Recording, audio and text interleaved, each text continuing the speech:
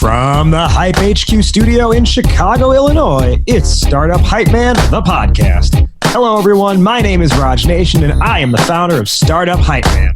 Fast-growing startups work with me because they want to become better storytellers. Whether that's for customers, investors, or a packed audience, they know that story is their ticket to stand out, stand apart, and change the game. And this podcast here is where I talk with entrepreneurs and leaders in the startup ecosystem, ranging from scale stage to early stage, as they share specific strategies that they have executed to stand out across three specific areas: sales, marketing, and people. Before we begin today's episode, remember you can head to startuphypeman.com and subscribe to the newsletter that doesn't suck. You'll get new podcast episodes and timely reads written by me, but also helpful articles from around the web and a notice of upcoming pitch competitions. All right, let's dive in and hear how today's guest is changing the game. Ladies and gentlemen, making his way to the microphone from Anderson, Indiana, and currently residing in Indianapolis, Indiana, he is the Chief Marketing Officer at Lacy.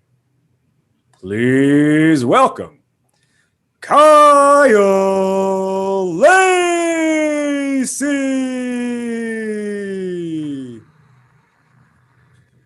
Hey, thanks for having me. And the crowd goes crazy. Or in COVID, it's just, yeah. Actually, I just learned yesterday on Clubhouse that the Clubhouse version of applause is to rapidly tap the mute and unmute button so it looks like you're applauding. I didn't realize that was a thing. I always thought when I saw that it was people's Wi-Fi going in and out, but apparently it means applause. Anyways, I know I'm still not on Clubhouse, but that's okay. You can take care of it for me. As I mentioned, he is Kyle Lacy, CMO of Lacy. What is Lacy? Well, they are a powerfully simple training software that helps teams learn, practice, and do better work. They enable busy teams to get on the same page, stay ahead of change, and deliver amazing experiences to customers and prospects. Now, Lacy has grown in the years it has been around. They are now over 200 employees and still growing with over 1,100 customers. They've reached a Series C round, raising over $15 million. They are doing a lot of things right, and a lot of that has to do with what Kyle and his team have been able to accomplish on the marketing side, because they've achieved 20x revenue growth, with 70% of that sourced by marketing. And on Kyle's team, it's not just that he has what you'd think of as traditional marketers, but he also has the SDRs under his wing. And specifically today, we're going to talk a lot about marketing. And I want everyone listening to really pay attention to what we talk about, because it might be counterintuitive to what you're used to hearing. And that is, our topic today is making your brand your competitive advantage. So Kyle, first off, welcome to the show. Why is this on your mind, and why is this important to you? Oh man, thank you. First off, I've been looking forward to this. So brand's important to me because I think that, especially in the software world, we're going to be constantly in feature wars for the rest of our lives. And it's so much easier for competitors to build out feature sets that compete with yours, that I truly believe that the only way you have a competitive advantage and you win a market is based off of your brand, which consists of your people, your customers, and the overall community that you develop as a company. We're going to dive all into this as we have our conversation today. But before we do that, let's learn a little bit more about Kyle himself. Now, Kyle, I'm curious to know, so you have an extensive marketing background. Like, you've published 3 different books on marketing. You've been head of marketing at multiple companies, or a leadership role of some kind. What I'm curious to know is, if we take this, if we take it back, I'm finna take y'all back, man. If we do that and we go into the deep memory banks of Kyle Lacy, what is the first thing in your life that you ever marketed or sold? Oh, yeah. It could literally be like you convinced your parents to get a dog.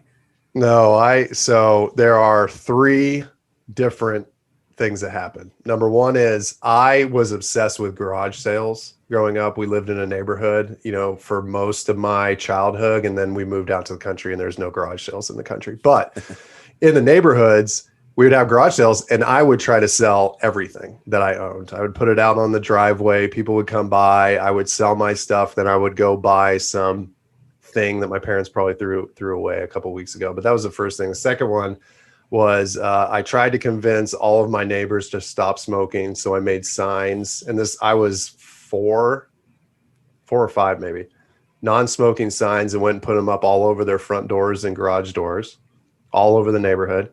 And then the third was I was collecting cans to recycle, and I made signs. I made leaflets that my mom helps me with that I then photocopied and took them around to houses to say, Kyle will be around with his wagon to pick up cans for recycling at like 5 p.m. on Tuesday. And I had drawn a picture of me pulling a red wagon with like a whole, like way too many cans, which is very marketing of me that I could ever pull. But yeah, those are the three that come to mind. I had a pretty active childhood in the marketing world and sales. Did you collect these cans to then go like resell them for 2 cents or whatever? Yeah, I honestly, I don't remember. All I remember is the marketing of the service. I don't know. I don't really remember doing it or what I did with the cans, but I had to have taken them and got change. I'm assuming. I don't know why else I would do it other than I like the design of the cans. I have no idea. It's interesting you bring up those examples because I remember being probably like 6 or 7 years old. And I also really enjoyed garage sales. And one day, man, I still love garage sales. Right? Like one day it was like summer break. And I remember my mom would always like call it, from work. She'd always like check in at like, I don't know, 1 p.m. or something like that. And I was like, can we have a garage sale when you get home? And she was like, I don't know about that, but why don't you put some things together and we can talk about it? And so like I spent the entire afternoon in the basement just like grabbing things. And I'm pretty sure she thought I would just drop it after like the phone call ended. Yeah. But then she got home and I was like, okay, like, so let's do this. Can we have our garage sale this evening? And she was like, well, I don't know if we really get any people after 4 p.m. So yeah.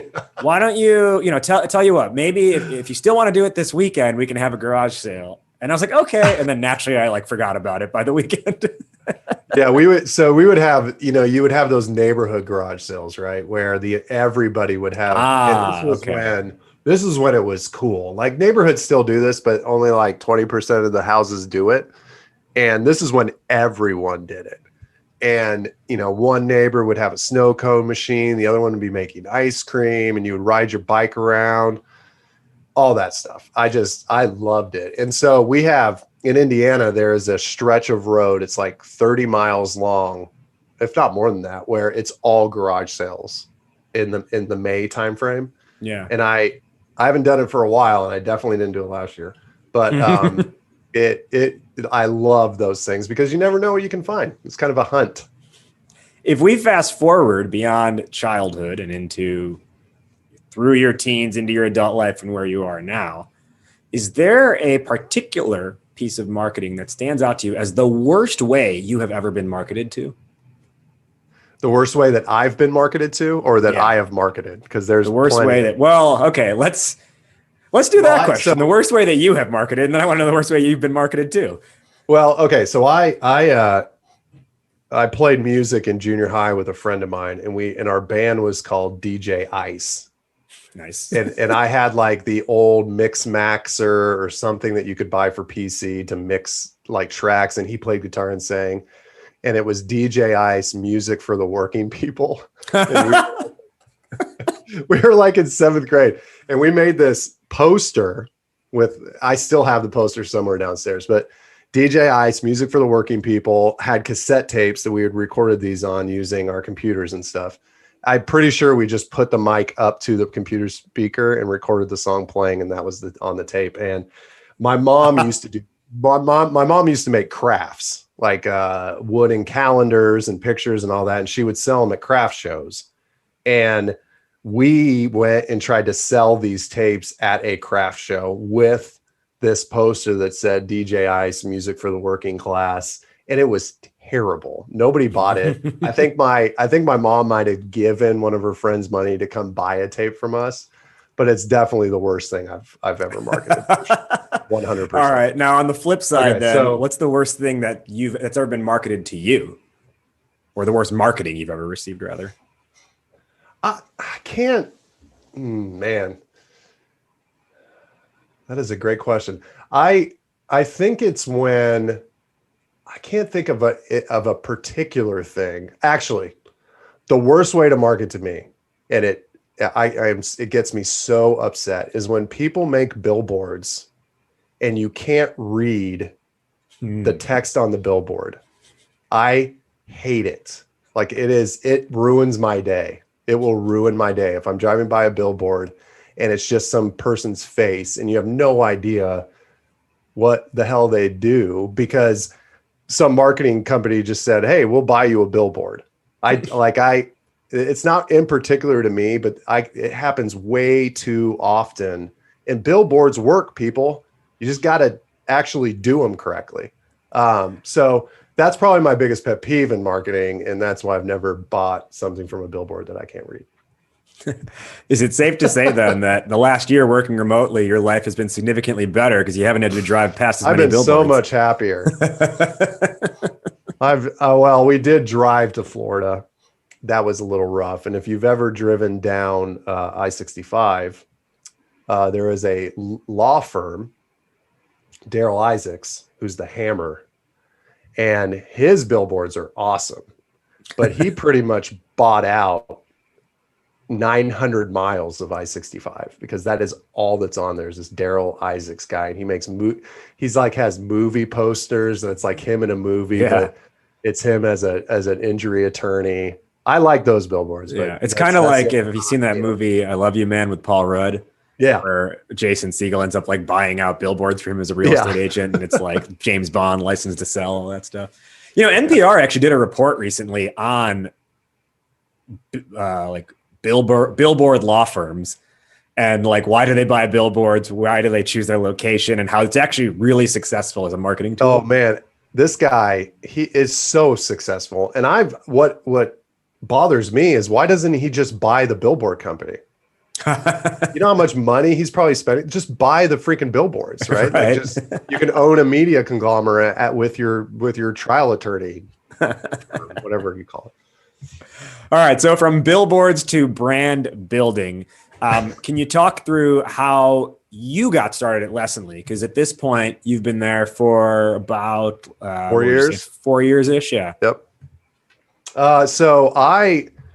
It's pretty much similar to ExactTarget, Salesforce, OpenView, like my past jobs. It all kind of stems from the CEO of ExactTarget, who's Scott Dorsey, or was the CEO of ExactTarget and co-founder. He pushed me, he encouraged me to go take the OpenView role. OpenView is a venture capital firm in Boston, usually does Series A, Series B checks. Mm-hmm. And spending time at OpenView, I met the guys at Lessonly because Lessonly is a portfolio company of OpenView. Lessonly is also Indianapolis, and Lessonly is also involved with Scott Dorsey. So when we were going to move back from Boston, it just made sense that we would, that they were hiring a VP of marketing. This was my first like real stint on an exec team. And the growth phase was correct. I knew pretty much the entire board. Like it just made sense to me that I would make that move because it's been a very supportive role, if that makes sense. It does. I'm then curious to know, because you were brought in as the VP of marketing. At that time, did you have in your mind, well, I'm going to be the CMO of this company? Yeah, my goal, I've always had a goal to be a CMO before I was 35, and that happened on my 35th birthday. So congrats. Not exactly on my 35th year. It wasn't like May 24th, congratulations, you're now a CMO. So that was a goal, and it just so happened that, you know, we were just growing, and it was, you know, it's still fun. We're still growing, and, you know, it made sense that I would continue to build out the team because my main thing is just more challenges. And as long as there's more challenges coming our way as a team, then I am fully engaged. You mentioned the goal of being a CMO by 35. I just have to share a quick anecdote here. When I created a Twitter account back in 2010, I believe it was, my original idea for my Twitter handle, I didn't do it, but it was going to be at CMO by 30. And then I was like, well, that's a little conceited. And then I went with Raj Nation, and the name stuck from there. So yeah, I guess that was a better move. That was a better move. Yeah, but no, I definitely had a similar goal. Our paths kind of, ultimately ended up being different, you and I, but Sure. very much that same kind of thought process of like leading initiatives and everything. Yeah, and I didn't know that. I went into OpenView. Like I've started an agency, a couple years after college. So I was thinking, do I want to do the CEO thing again? Do I want to start something again? Do I want to become an operator again? Because venture capital was really interesting and that type of stuff. But ultimately it made sense that I would continue down that operator route. See, what I found was, so when I was in college, my thought was like, oh, I definitely want to work at like an ad agency. And I had literally been like following a specific agency like Yeah, the me too. entire 4 years. And I had like shadowed a couple people there along the way. And I interviewed with them. I even got the job, but I saw in the interview process, I was like, because the whole like hire based on like accounts that you have. I was like, okay, so there's zero stability because you just get fired if they lose the account. And also the reality of this job is you just sit in an Excel spreadsheet and do media buys all day. And that sounds awful. Yeah. I same path, man. Like one of my favorite books is Emotional Branding by, I'm going to butcher his name, but I think it's Mark Gobe. I've never actually seen him or heard him interviewed, but it was all about like the product design and the advertising campaigns. And this was written in the 90s. And I thought that I wanted to go work in advertising as well. Yeah. I mean, I stemmed more towards music business, but wanted to work in an agency that supported record labels. And then that was 2008, 2007, 2008. I graduated in 2006. And that was when like MySpace music was just destroying everyone. Right. Like it was just, record labels had no idea what to do. And I was like, maybe I should go do something else. Maybe I should do more of a brand route. It's kind of funny to see I always look at like how different technologies of the time even like impact pop culture. And if you remember, I believe it was the winter of 2007, early 2008, when Lupe Fiasco's The Cool album came out. And in one of the songs, Hip Hop Saved My Life, he's telling the story of like a Houston rapper that he's made up, but he says 1,100 fans on his MySpace page, which like today, that line has no relevance, but at the time it meant so much.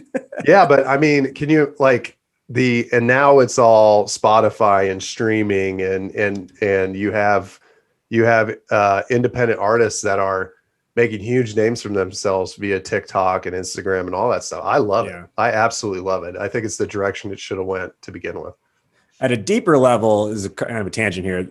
This is actually why I think shows like Seinfeld and Friends have had such staying power, because they never really relied on the technology of the time to make their plot.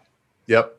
Right. Like there were episodes where Jerry had a computer in the back corner versus just like an open desk. I don't think he ever used it. Did he ever? Yeah, but it was never a part of the episode. Like maybe to buy an airplane ticket, maybe. I think in one. That was it. It was never used. There was some phone stuff, but it was all like, that's how you be timeless. You don't rely on the tech 100%. Of the day or the hot flavor of the day. So maybe that's a good conversation around brand then, and technology as well. So what you notice as companies are growing is they are so deeply focused on product. And it's all about product development, product life cycle. Let's hire a product marketer, which is often one of the first marketing hires, if not the first. At what point should a company be focusing on brand or start focusing on brand? I mean, it's day one. It's day one. You have to, the founders, the original people, have to believe in the foundation of the company, right? And Leslie's a good example of that. Our values are timeless. They will not be redone. They're not like drive excitement and blah, blah, blah, right? Like they were built from the core of our CEO. He lives and breathes all of it. And the mission statement is we help people do better work so they can live better lives. It doesn't matter what you build. It all applies, right? So I think it's foundational because a brand starts inward, and it will always be internal first. And if you can't scale a community of people that believe in what you do and the brand, which is the brand, and they are not the voice of the brand, it does not matter what you try to do externally. It will never work. It will break. There's got to be believers, and you've got to have a way to scale it. A lot of times those first 16 people, 15 people, like, it doesn't scale very well. And I've been very lucky to have worked at 3 companies now that figured that out. ExactTarget had figured that out. Salesforce, you damn sure they figured it out very early on, right? And they still do.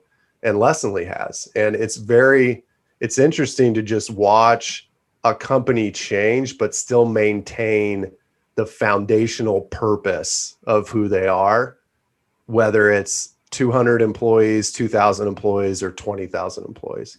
And so it's got to start. You've got to build the community internally before customers. And then the next step is customers. Customers have to believe in the brand, have to believe in the community, have to believe in what you're doing. And then the market will collapse, in my opinion. That's why I have a problem with people that are like still trying to find product market fit, talking about category creation. It's like, why in the hell do you have no idea what you're even selling? You're 2 years into a product. Like, get the customers. They're going to love it. They're going to tell you what it is. Lessonly's 8 years in, and we are finally hitting the ground in a category type model. Interesting. So you think that at the product market fit stage, it's too early to be talking about category design? Yes. Unless it's, I mean, look, I'm sure you're going to have listeners and going to be like, hey, what about Datadog or whoever? Like, there are outliers that will figure that out early on, and they're going to be a rocket ship, right? But for the majority of us, you should not be thinking about category creation until you get a subset of customers that love what you do and believe in what you do. I think Gainsight did that very well. Anthony at Gainsight, I think he figured that out early on. And the product will change as you build it out. And I think that's important to note as well. And I think a lot of times companies spend too much time and energy on analysts early on when they should be saving that for something else, and then hit the analyst route when they have the customer base to validate it. Sorry, that was a really long answer. Kind of got it's a helpful answer, but it actually opens up a healthy part of this conversation, which is, you talked about community, like you used the word community 6 or 7 times. And I think oftentimes we think about getting customers, not necessarily building community. So how do you view the relationship between customer base and community base? And is it easier for some markets versus others? So the end of that question, it definitely makes more sense in some industries other than others. I'd say like the developer world, like engineers, like you're selling to DevOps or whatever. I think that plays the community element a little bit easier. Now, I've never done it, so this is me speaking out of turn, at least what I've seen in the market, because that's how they buy, right? They buy from their peers. If their peers using Datadog, the other person's going to use Datadog, right? Mm-hmm. And I think that's an industry as well, or it's an audience that likes to share knowledge with one another. Yeah. Right. Absolutely. There's no real like competition between the other. Absolutely. Person.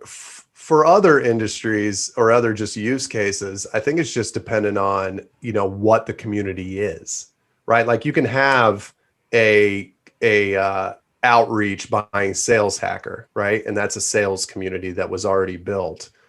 For ExactTarget, it was around the brand. It was Orange Nation. Like it was around Orange as the ExactTarget brand. You went through your Orange onboarding. Customers had Orange stuff. Our entire conference was Orange. Leslie's kind of doing the yellow thing in that route. And then you just have it over the community of people that are already customers. And it's really, really hard to do if you don't have a subset of customers that love you. And that's also a reason why it's really hard to build a community early on.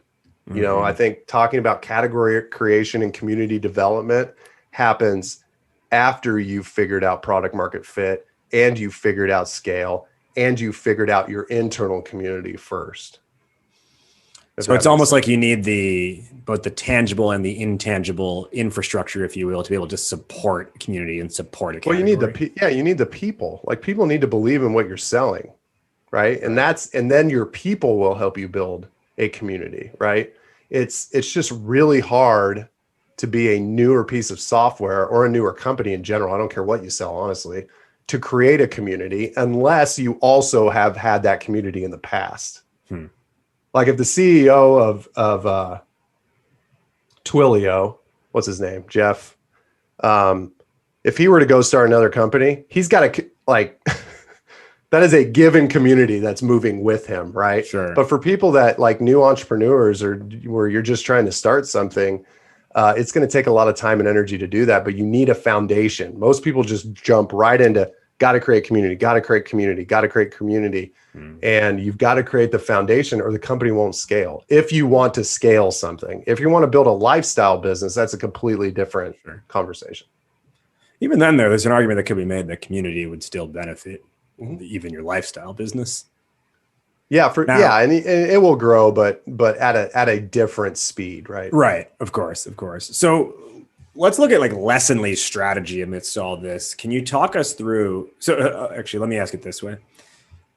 Oftentimes, as companies grow, yes, there's a marketing department, but marketing is kind of like an order fulfillment department where it's like different people in the company are like, oh, I need this marketing. Can you make it? And it's kind of just like it's kind of like a glorified like graphic design team and like collateral development team. So that's not the case. Or that's not the perception I have of Lessonly anyway. And at least from what I've known of you over the last several months, like I don't think you would tolerate that, and you probably would have quit if that were the case. So can you talk us through like how does Lessonly's marketing team have a real seat at the table here regarding decision making and strategy? We produce revenue.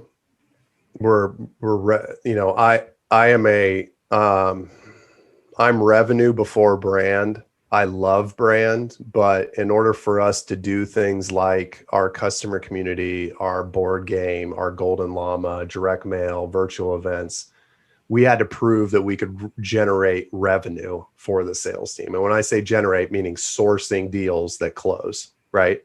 And so the problem with a lot of marketers is that it's very communications based. It's like we have designers, brand, PR, comms, basically kind of corporate marketing, right? If you're thinking about that structure, and you don't get a lot of say when you're not producing ARR, like especially for a scale up, right? So that was my first task, was just to make sure that we were constantly sourcing revenue and sourcing more revenue and hitting revenue goals. My teams are comped on their variables based off of revenue. But we also have the brand team that's design and web dev, and they are, we have an internal agency basically that helps support all of our business units, because I also don't want to give control of the brand over to an agency or over to a separate team because of the time and energy that my team has spent building this thing out over the past 4 years. So I want to highlight something that you said there, which is, the topic today is making your brand your competitive advantage, and and that's the topic. But what's important to note here is you said, well, we are responsible for revenue, and I prioritize revenue over brand. So can you just unpack that a little bit more? Because I want to make sure everyone listening really understands what you mean by this and how brand ties into revenue. Yeah. And brand, it's just really hard to talk about brand because it's all encompassing. Like the application that prospects job candidates are filling out, that's part of the brand. How you're interacting with somebody on an interview is part of the brand. The call that your account manager had with one of your biggest customers, that is part of the brand, right?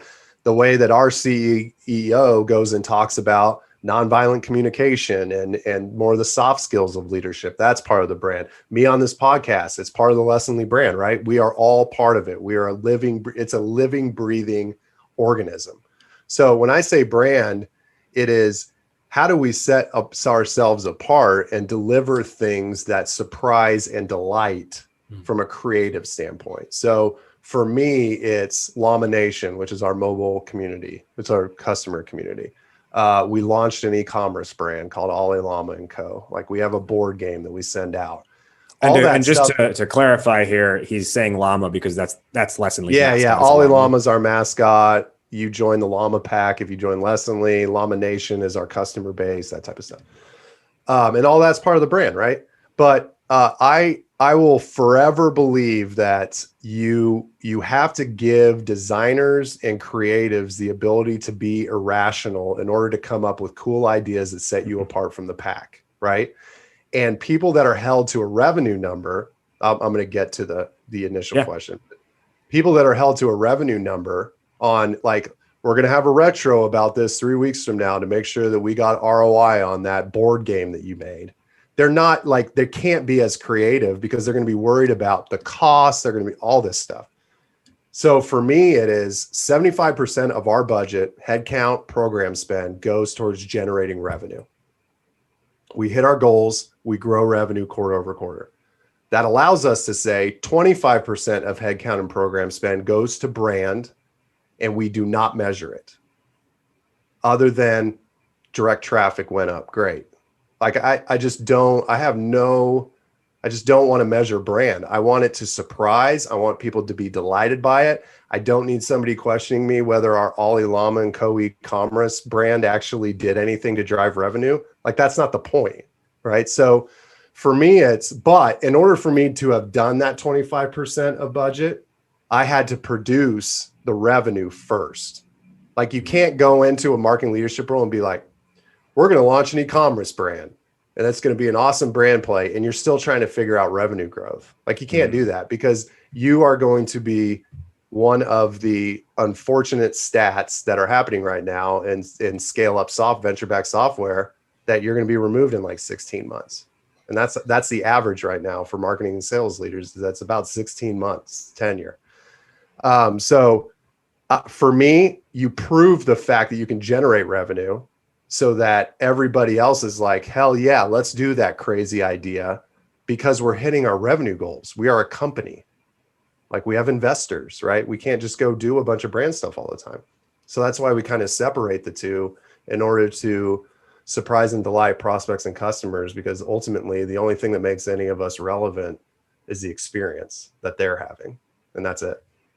So it's 75% revenue generating activities, which unlocks the ability to do 25% of non-revenue generating brand building activities. Yeah. And you can do like, I'm sure somebody's going to ask why 25%. Sure. I don't know. But essentially have enough focus on revenue. So that way you can have enough focus on brand. Yeah. And just stop trying to measure it all the time. Like I get that you need like social measurement and all that. And it's just not something we focus on at Lessonly. It is delight our customers, delight our prospects. The brand will build with it. Right. So the lesson here from Lessonly, ironic, is is in order to be able to do things that you don't measure, you have to do enough things well that you do measure. Well, if you're going to win a market, you can't be in a feature war all day long. So you got to do cool stuff, and you can't do cool stuff if you're not generating revenue. Right. Plain and simple. Now, I want to unpack more of the revenue generating activities. Before I get into that, let me just take a step back for a moment. All this season, we are featuring different companies in the Startup Hypeman client portfolio and sharing their pitches with you that we have developed. Today, we're featuring Engagedly, an HR tech company, and we're featuring their pitch using the Startup Hypeman Que PASA pitch formula. So if you are in HR and you're an HR leader, perhaps you have felt like you've just been buried in spreadsheets and paper documents, tracking your team's goals, their OKRs, and their overall engagement with the company. And that's probably creating a trickle-down effect of missteps in the process, having to chase down managers for approval, and reviews being subjective. Now, in a pre-COVID world, it was partially tolerable because everyone was at least roughly in the same office. In a remote work environment, it's kind of impossible. And as things potentially go back to a hybrid workforce, it's probably not going to get any easier. So where Engagedly steps in is in helping leaders like you streamline and control your processes regardless of the physical environment. Organizations are using Engagedly for company-wide people enablement. All of performance management lives on one platform in one place. So there's no missteps, no hunting down managers, and no having to wonder where something is in the process. HR leaders love it because they're not buried anymore. More importantly, though, at an organizational level, performance turns into something that happens for employees and team members instead of happening to them. You can learn more and get a demo at engagedly.com. Again, that's engagedly.com to give your team people enablement. Today, we are talking with the Lessonly CMO, Kyle Lacy, specifically about making your brand your competitive advantage. Before the break, Kyle, we talked about that 75-25 split. 75% of Lessonly's marketing is revenue-generating activity. Now, one thing I know from having spoken to you a few times before is that you have SDRs aligned under marketing. Like SDRs are your team. Not every company does that, though. Many companies have SDRs allocated towards sales leadership. So I got to imagine that's one way you're generating revenue or tracking revenue generated is through your SDRs. But can you talk through the decision to have them under your team and how that fits into the overall revenue picture out of marketing's wing? Yeah, like everything in a company that's growing significantly, you're breaking things constantly. The model that we had in place in 2008, like the middle of 2018, wasn't working. So I raised my hand and said, I'd love to take on this challenge. Can you qualify what you mean when you say it wasn't working? The channel wasn't working. Demos weren't being booked to the point that they should have been. Like the team they weren't hitting their goals is the best way. So, that's part of it. The other part of it was I believe that if you are producing revenue as a marketer, like direct sourcing revenue and not any of this influence crap, you are forcing alignment between sales and marketing, which is probably outside of product and engineering, one of the most important things that need to be aligned within a scale up. So those were the two reasons. AEs still self-source, but inbound and outbound. So outbound BDRs who are prospecting cold, and then you've got our inbound SDRs that are working deals from the website. Like they contribute a significant amount to an AE's quota, and then the AE self-sources. So it ranges between 50 to 70% of the revenue every quarter, depending on goals and what we're in. Fluctuations in the market and stuff like that. Aside from the SDRs, I should say, what are the other trackable revenue generating things? Is it you look at your inbound efforts and your demand gen and you say, oh, well, this led to X number of booked meetings. Can you walk us through kind of the playbook there? Yeah. So I'm going to preface this by saying that we have two segments. We have our commercial SMB segment and we have an enterprise segment. And the enterprise segment is fairly new to Lessonly. So we are evolving the way we track this stuff. So for the commercial segment, it's pretty much who initially sourced it. Like, did an SDR set the meeting? Did they come through a form? Did they raise their hand to get a demo? Did they come from an event or direct, organic, paid, all those channels?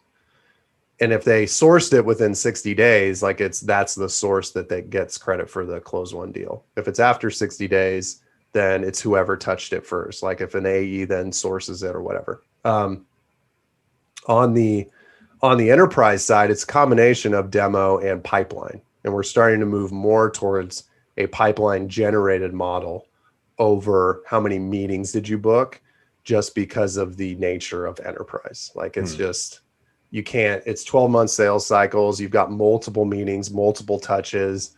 AEs and SDRs are aligned one-to-one, working together on account planning and all that stuff. So we have definitely been shifting the model over the past 6 months, but it's usually either, did you set a meeting and where did it come from and what type of pipeline did it generate? Now, on the sales side, are AEs themselves also doing any active outbound prospecting, or is it solely your SDR team? Yeah, so AEs are responsible for self-sourcing a portion of their quota. Yeah, so they're also prospecting. Okay, so then I'm curious. Let's say there's a situation where an AE has self-sourced a lead. Now that lead takes the meeting. Well, yeah, sure, the email reached out to them at the right time, but they've also just generally been aware of Lessonly through good marketing over the years. Are you saying, and maybe on the call they say, oh yeah, I heard about you guys, and so I was interested. Now, is that become a marketing revenue generated thing, or is it a sales generated thing? Sales. And this is why I hate, marketers that use influence as a number would say, well, that means marketing influence 20% of it or whatever. Like, who cares? Marketing should influence 100% of the revenue you're generating, right? That's why I don't measure it. It's like if somebody comes in and they weren't influenced by something, that's impossible. It is impossible, right? They'd have to pick up the phone and never heard of it. I could talk about the influence metric. I just think it's just a bunch of BS. But it's depending on the service level agreement, the SLA that we set with ops and with sales to say in these timeframes, if the channel is the one that sourced it, it's the one that gets the deal. What would you say then is, so let's look at on the things you are responsible for where it's not influence, quote unquote, let's take a virtual event, right? Yeah. Now, I mean, that's obviously a heavily influencing event, but is it, hey, anyone who registered for this virtual event, within a 60-day window, that falls if it was first touch, if they heard about the event through a LinkedIn ad, came and signed up for the event, and then they went closed one, if they signed a contract, it would be credited to LinkedIn. And we have attribution modeling, but we don't, it's mostly just around budgeting.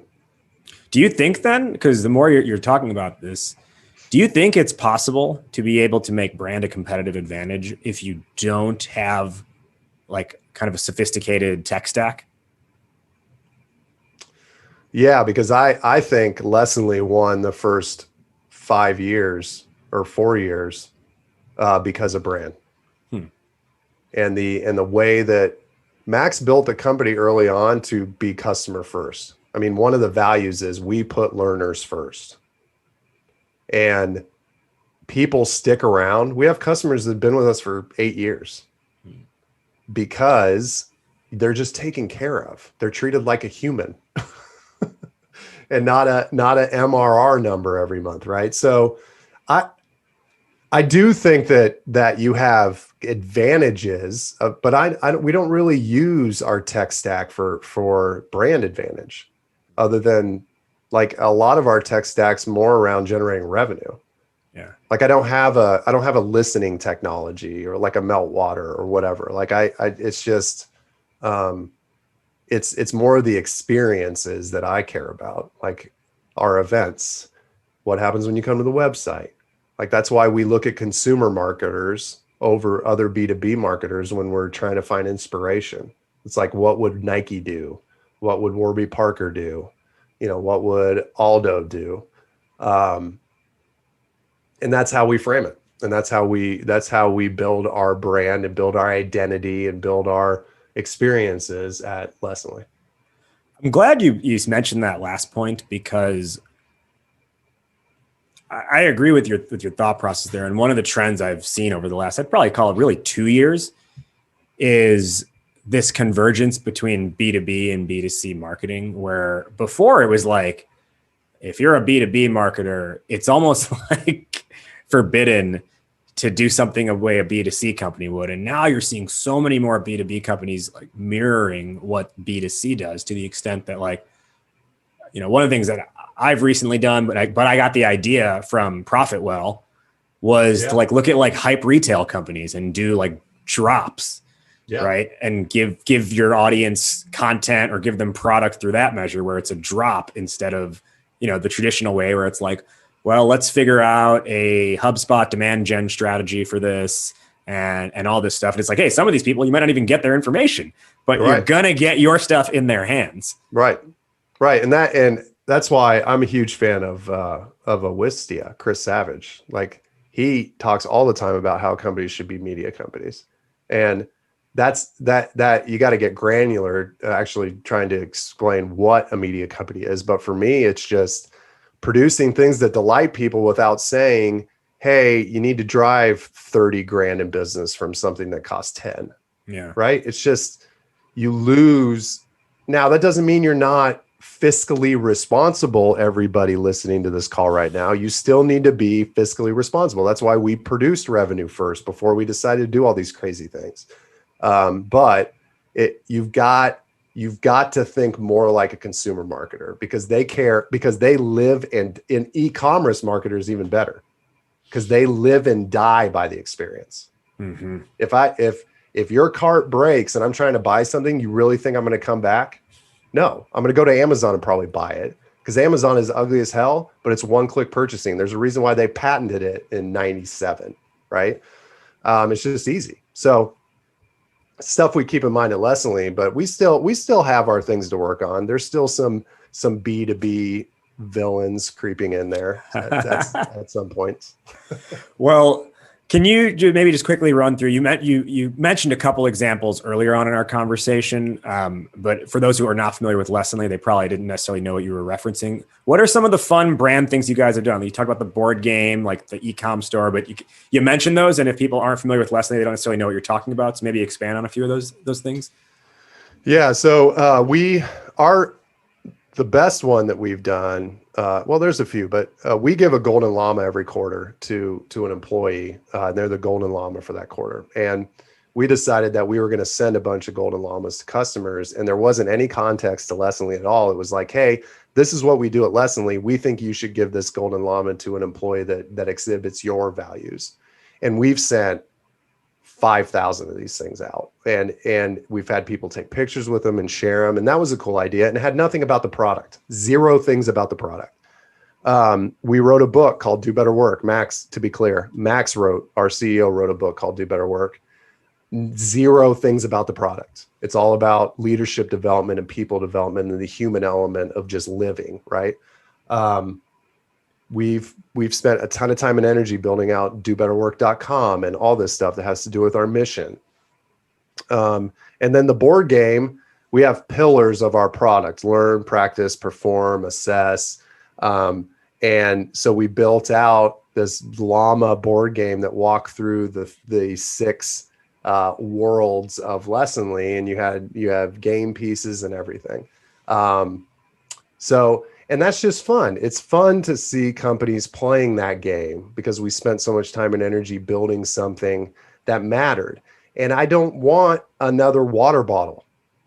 I don't want another t-shirt. Like everybody's t-shirt's soft now. Thank you, American Apparel. Everybody's t-shirt is soft now. I don't want another t-shirt. I want you to spend some time and energy as marketers trying to think of something that's different, because that's what you should be doing as marketers.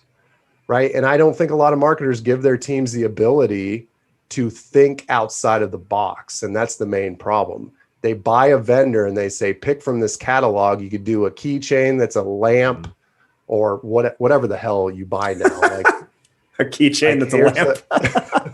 That was a terrible example. I was thinking of the keychain flashlights, but yeah. And it just, I just can't. I cannot. I mean, you asked me the question, and we could do this full circle now. A lot of the swag I get's terrible marketing. Yeah. Like I don't. Well, it's almost to the point sending where me something that I'm going to throw away. You're giving me a task to do, because and I'm so with you on that, especially with like you're right.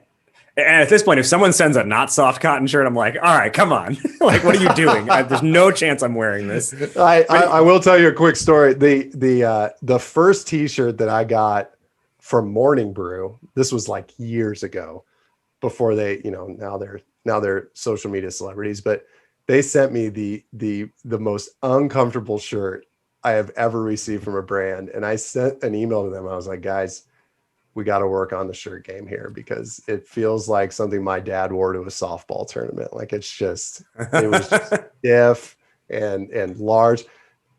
I will say Morning Brew has upped their game significantly, and the swag I get is amazing from them. But that was I just can't. It's a pet peeve of mine, like the billboards. It's like, well, you can do better.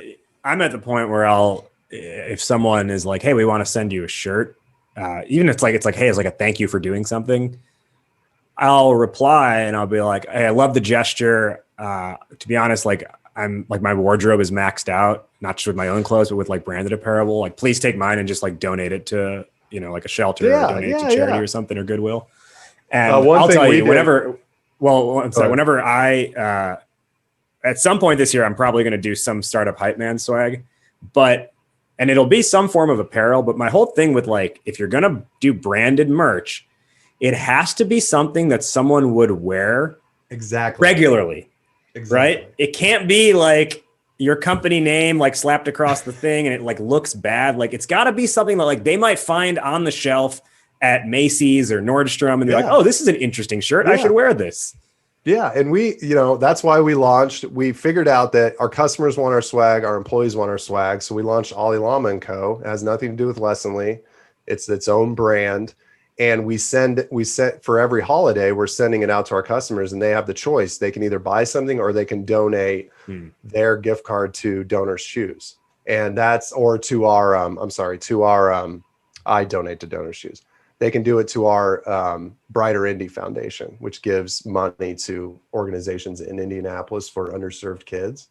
And that's awesome. And it's its own brand. It's not the Lessonly logo on the front. It's just a little llama that looks like a Brooks Brothers logo, or Cotopaxi, which I'm a huge fan of Cotopaxi, but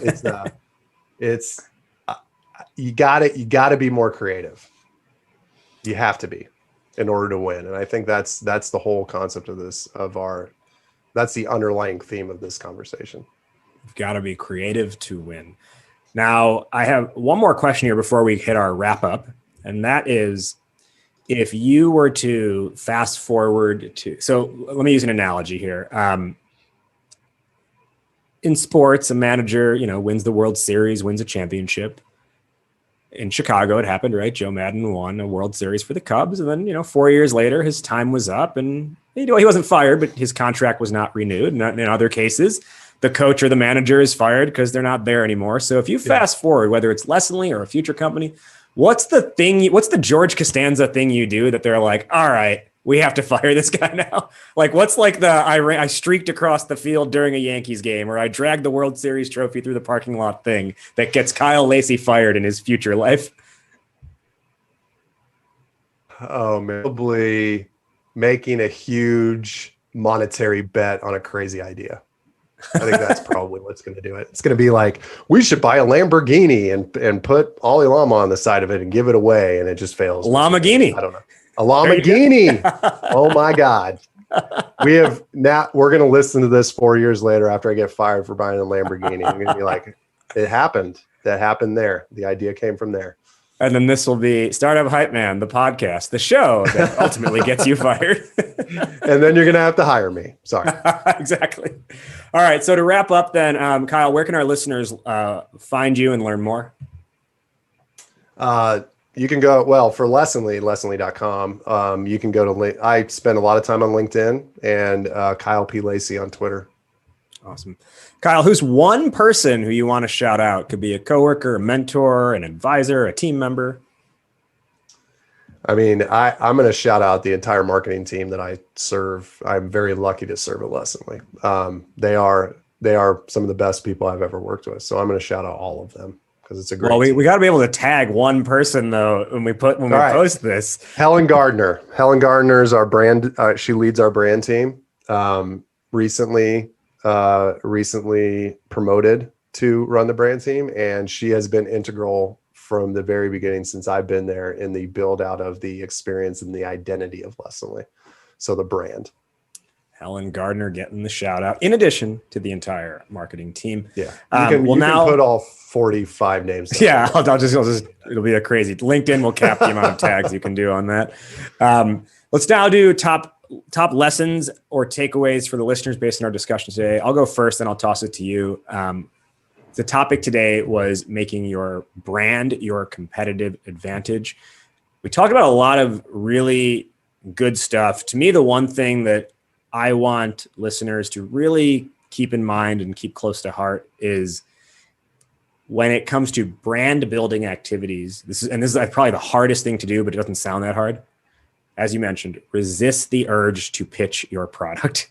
Resist the urge to mention your product. So many good pieces of content or good things that are put out get ruined because the company tries to then insert their product at the end of it.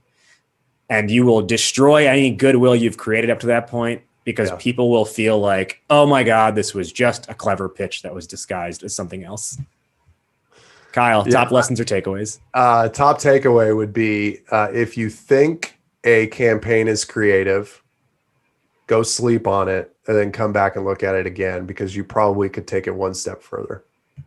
Ooh, I love That's that. because creativity wins. Creativity wins markets, in my opinion. My final question, which is how we end every episode on this show. Fill in the blank, Kyle. Entrepreneurship is blank. Oh, crazy. Crazy. That's it. Say more on that. Why crazy? You have to be crazy to be an entrepreneur. Like I lost years off the end of my life when I was a CEO of a company, or at least just the guy who founded an agency of 10 people. You've got to have, and I mean this in all sincerity and honesty and love for entrepreneurs. You've got to have a screw loose somewhere, and not to say they're crazy, but you have to take it one step farther than most normal human beings go. Whether it's risk tolerance or whatever, optimism, you got to have, like, it's a special type of person that can build a company and scale it. And I've seen that with Max. Mark Benioff's a great example. Scott Dorsey, great example. I would never, to be clear, I would never go to Scott Dorsey and say, I think you have a screw loose, Scott. But it's like, you got to be a little crazy in order to win. And I give huge respects for people that can do that. Huge respect. I will definitely say I have a couple screws loose myself, and maybe a couple of them need tightening. Me too. I just don't want to tighten them. So. He is Kyle Lacy, the Lessonly CMO. Kyle, thank you so much for joining today on Startup Hypeman, the podcast. Thank you. That wraps up today's conversation. Did you like what you heard? Startup Hypeman, the podcast, is available on every major platform, including Apple Podcasts, Spotify, Google Play, and more. So be sure to subscribe on your platform of choice and leave a rating and review. Do you want to be an upcoming guest on the show? Email media@startuphypeman.com with your idea, and my team will review. Our theme song is Change the Game by Jay-Z, all rights owned by Rockefeller and Def Jam Records. And hey, if you want to work together on making your startup story the only one that matters, email me at rajiv@startuphypeman.com. That's RAJIV@startuphypeman.com. Well, that'll do it for today. Thank you for listening. Thank you to today's guests for joining.